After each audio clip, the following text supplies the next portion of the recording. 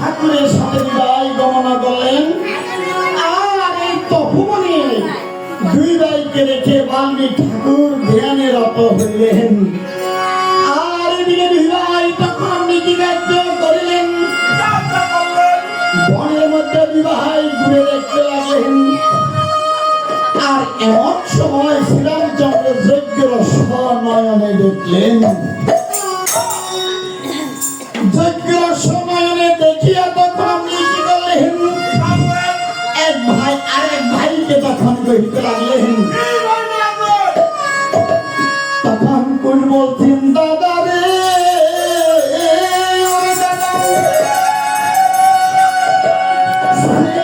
কি সুন্দর একটি অশ্ব দাদা,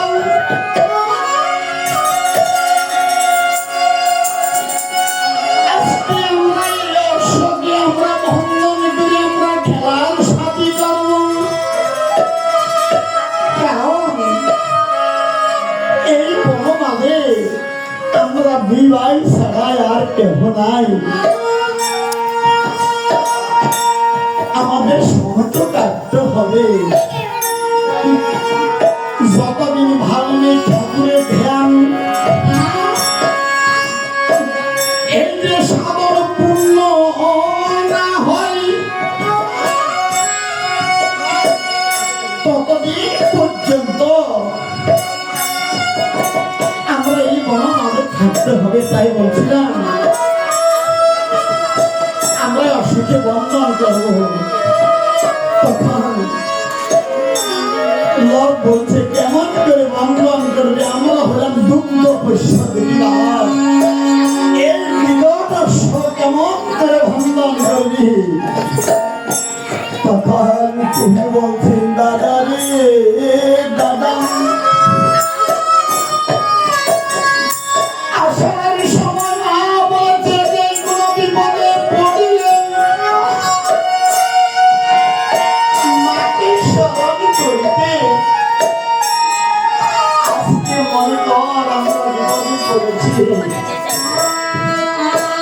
আমরা আজকে মায়ের নাম স্মরণ করবো।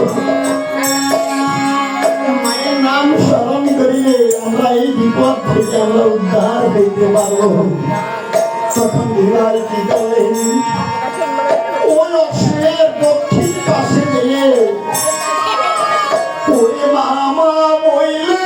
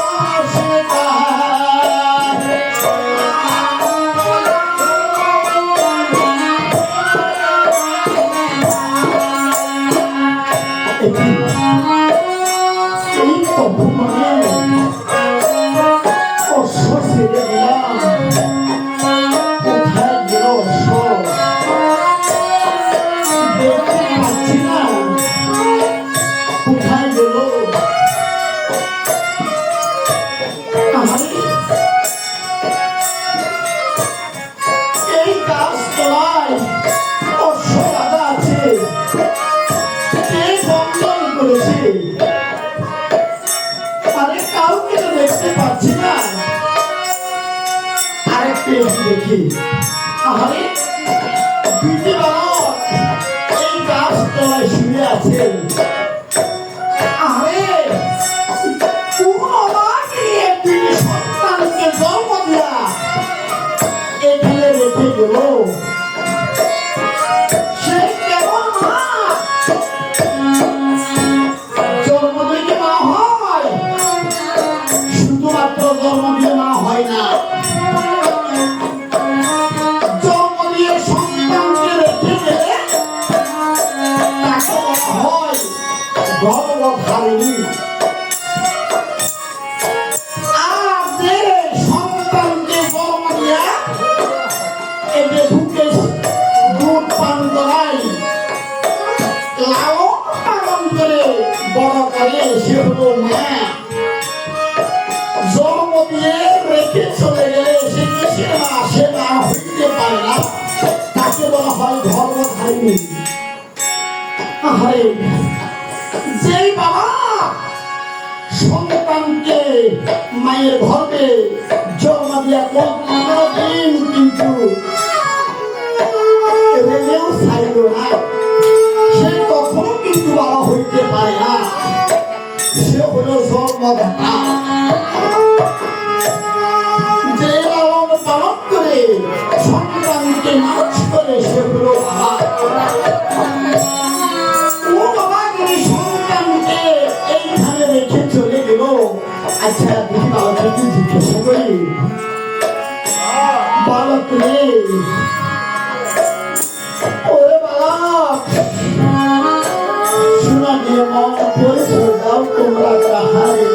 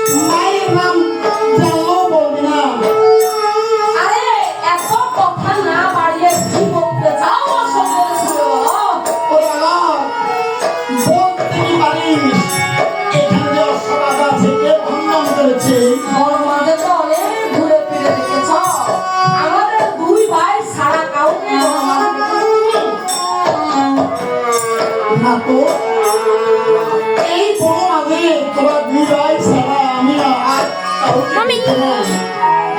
কাউকে বন্ধন করেছি। আমরা দুই বন্ধন করেছি।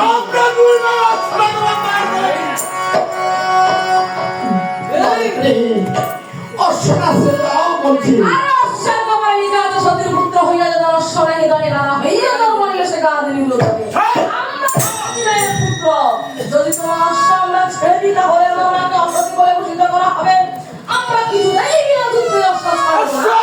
আমরা যুদ্ধে করবো। মাত্র বিদ্যাগান তোমার দলে এখন এই প্রাণ বিদ্যা সাথে দিচ্ছি।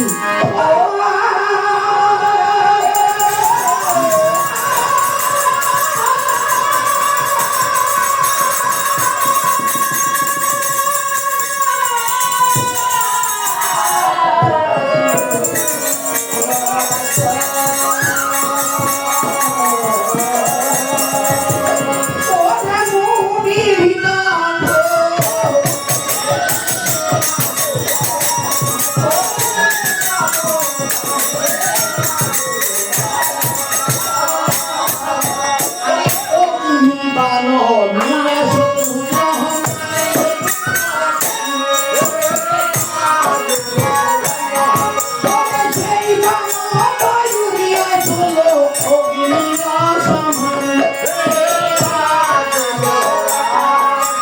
সেই